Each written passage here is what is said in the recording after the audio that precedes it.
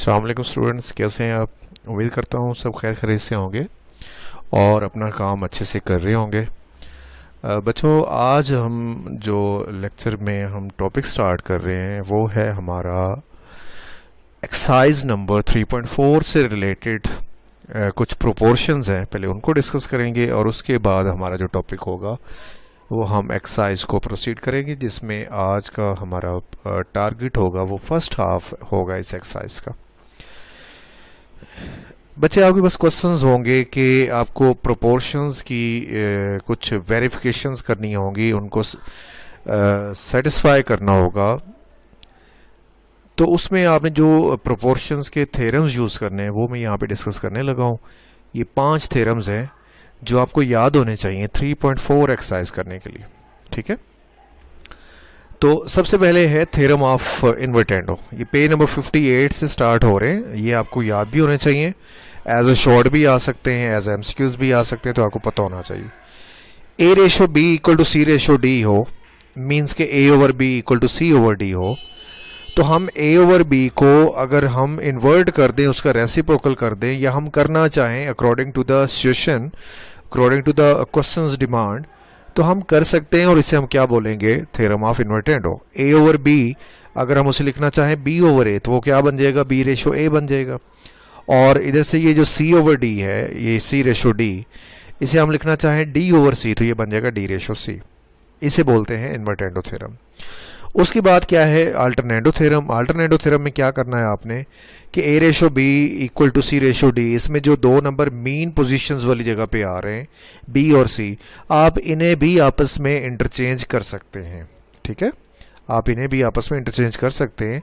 ये B वैसे देखा जाए तो ये फर्स्ट ओवर जो होगा A/B इसके डिनोमिनेटर में आएगा, और जो सेकंड नंबर होगा C/D उसका C किस में आएगा? न्यूमरेटर में आएगा। मतलब आप दोनों तरफ जो फ्रैक्शन आ रही होंगी उनके डिनोमिनेटर्स को और न्यूमरेटर को, एक का डिनोमिनेटर और एक का न्यूमरेटर अगर आपस में रिप्लेस करना चाहते हैं तो आप रिप्लेस कर सकते हैं।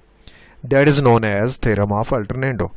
ये आप अगर कहीं पे क्वेश्चन में कोई इस तरह का काम करते हैं कि आप उनको जो एक फ्रैक्शन है दूसरी फ्रैक्शन है, उन दोनों फ्रैक्शन का एक का न्यूमरेटर दूसरे के डिनोमिनेटर से रिप्लेस करेंगे, कहीं पे भी करेंगे अकॉर्डिंग टू क्वेश्चन, अगर आपको करना पड़ता है तो आप उसे रेफरेंस में क्या लिखेंगे या क्या उसे कहेंगे कि आपने क्या किया है?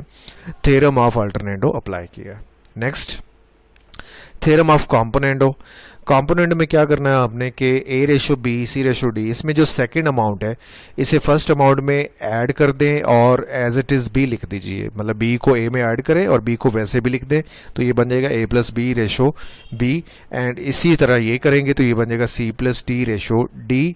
और दूसरी सिचुएशन क्या है कि आप A को B में ऐड कर दें।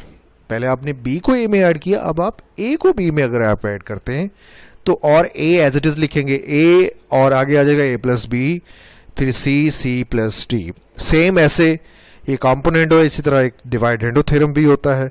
जो काम आपने प्लस में किया है वही काम आप किस में करेंगे? माइनस में करेंगे, तो उसे क्या बोलेंगे? Dividendo theorem. बाकी सेम वही है। कॉम्पोनेंटो सिर्फ क्या है कि वहाँ पे प्लस कर रहे हैं, यहाँ पे क्या करना है आपने? माइनस करना है टर्म्स को।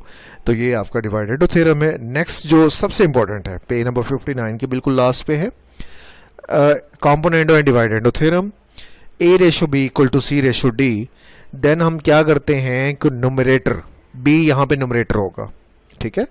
न्यूमरेटर को डिनोमिनेटर में B यहाँ पे डिनोमिनेटर होगा, सॉरी, आप इसको ऐड करेंगे न्यूमरेटर के अंदर, और उन दोनों को नीचे क्या करेंगे? आप माइनस करेंगे। ये देखिए B ऊपर जाके ऐड हो रहा है और B और A आपस में नीचे क्या हो रहे हैं? माइनस हो रहे हैं। नीचे मीन्स रेशो के बाद वाला नंबर आपको पता है कि ओवर के नीचे आता है, इसलिए मैं उसको इस तरह से बोल रहा हूँ। यहाँ पे भी आप यही काम करेंगे कि C को और D को ऐड करेंगे न्यूमरेटर वाली प्लेस पे, और C और D को माइनस करेंगे कहाँ पे? डिनोमिनेटर वाली प्लेस पे। बच्चों, एक चीज़ याद रखिएगा कि जब भी ये प्लस करना है या माइनस करना है तो न्यूमरेटर को आपने पहले रखना है। प्लस वाले में तो कोई फ़र्क नहीं पड़ेगा, लेकिन माइनस वाले में इससे फ़र्क पड़ता है, इसलिए आप पोजीशन याद रख लीजिएगा कि न्यूमरेटर को आपने पहले रखना है। अब यही चीज़ आप इसका रिवर्स कर ले कि जैसे आप क्या यहाँ कह रहे थे कि प्लस पहले करना है माइनस बाद में करना है, अब आप यहाँ पे इस तरह कर लें कि माइनस ऊपर कर लें और प्लस नीचे कर लें, बस इतना फ़र्क होगा। लेकिन ज़्यादा जो यूज़ होना है, जो फ्रीक्वेंटली हम यूज़ किया करेंगे क्वेश्चंस के अंदर, वो फर्स्ट वाला पार्ट होना है। ठीक है बच्चों, क्लियर हो गया सबका।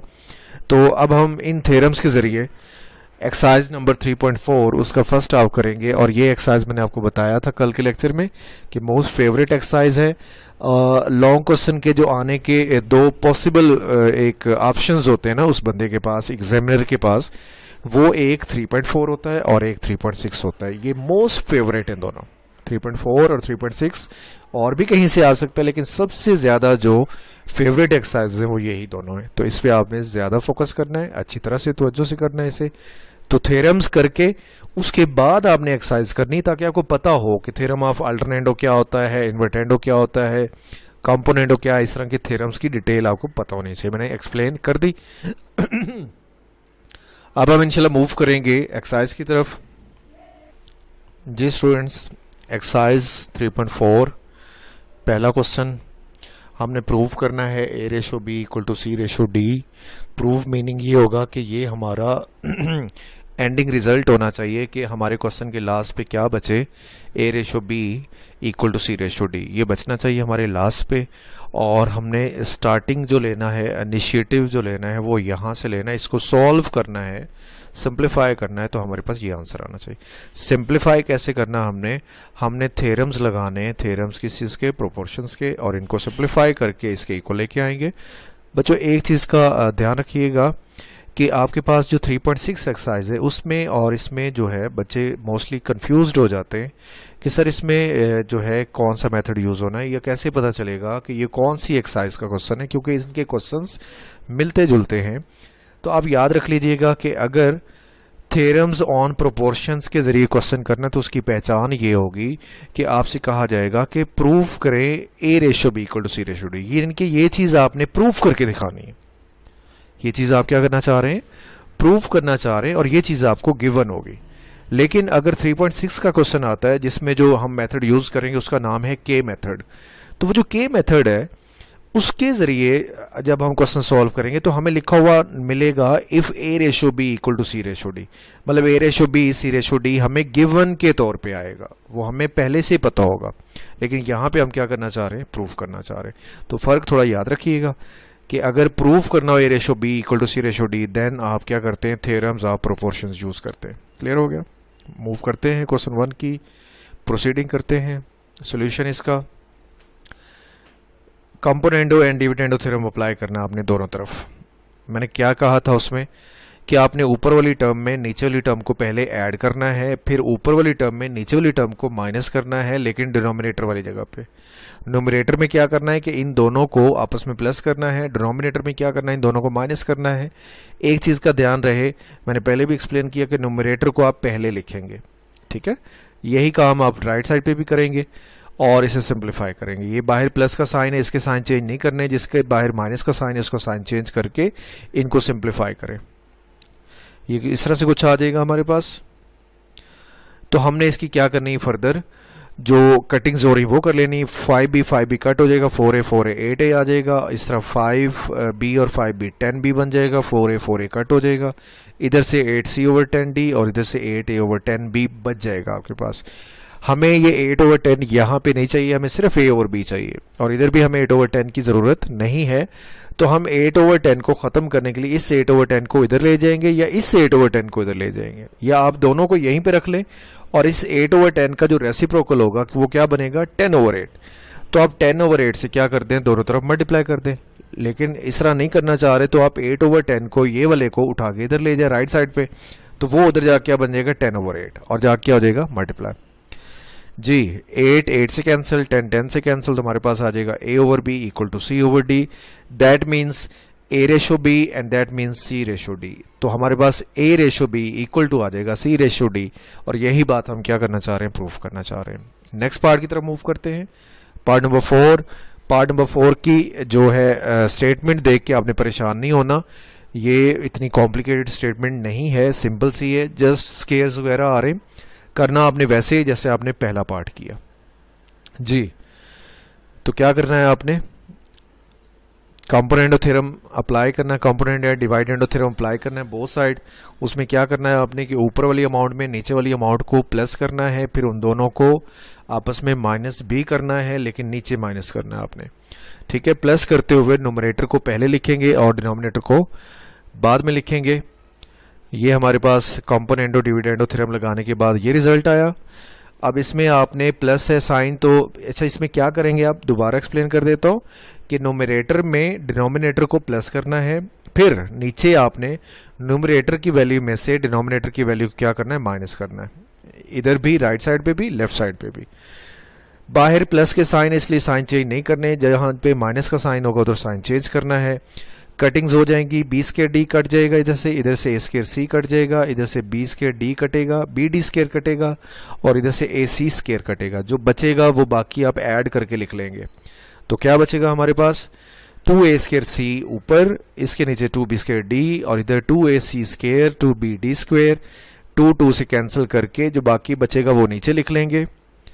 और उसके बाद आपको लेफ्ट साइड पे c ओवर d नहीं चाहिए, इसलिए उसको राइट साइड पे ले जाएंगे तो वो d ओवर c बन जाएगा। और आपको राइट साइड पे a ओवर b नहीं चाहिए, इसलिए उसको लेफ्ट साइड पे ले जाएंगे और वो उधर जाके b ओवर a बन जाएगा। क्योंकि फ्रैक्शन है ना, तो फ्रैक्शन को वहाँ जाके डिवाइड करते हैं, तो डिवाइड के साइन को बाद में जब मल्टीप्लाई में चेंज करेंगे तो वो फ्रैक्शन क्या हो जाती है, फ्लिप हो जाती है, उसका न्यूमरेटर डिनोमिनेटर बन जाता है और जो डिनोमिनेटर होता है वो न्यूमरेटर बन जाता है। एक ए कट हो जाएगा, इधर से एक बी कट हो जाएगा, ये सी एक कट हो जाएगा और एक डी कट हो जाएगा, तो आपके पास बच जाएगा A over B equal to C over D.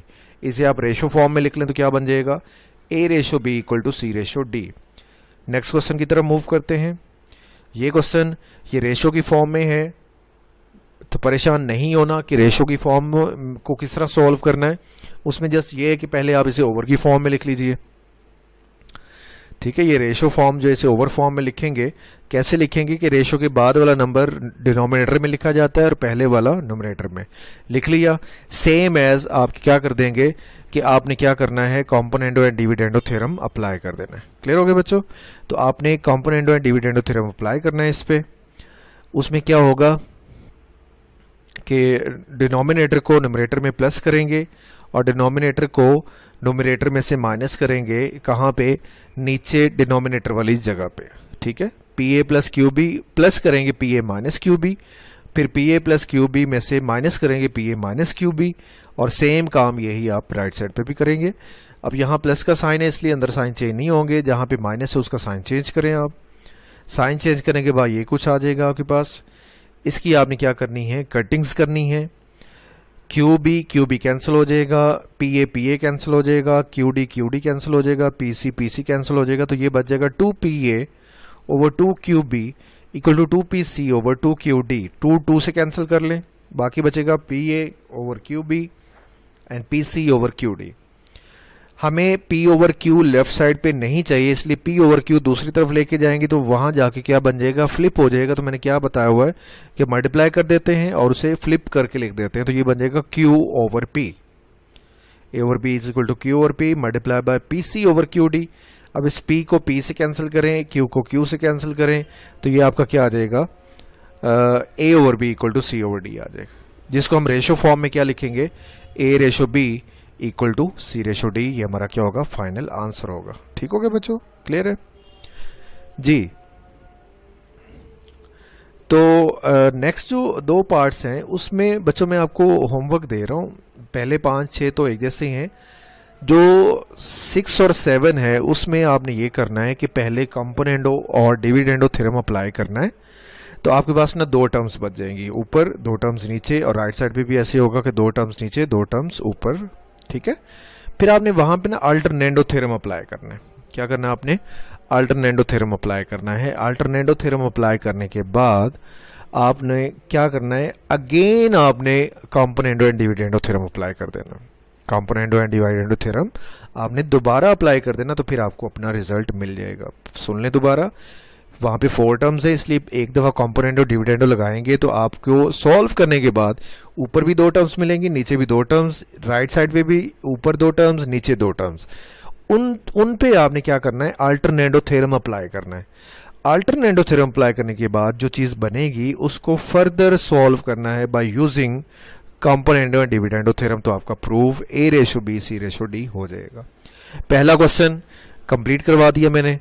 आपका आज का टॉपिक यही है कि आप थ्योरम्स और प्रोपोर्शन याद कीजिए और ये जो क्वेश्चन ये कीजिए। कल हम इंशाल्लाह नेक्स्ट जो क्वेश्चन 2 होगा उसके सारे पार्ट्स करेंगे और एक्सरसाइज को कंप्लीट करेंगे। ठीक है, मिलते हैं फिर इंशाल्लाह कल। तब तक के लिए अल्लाह हाफिज़।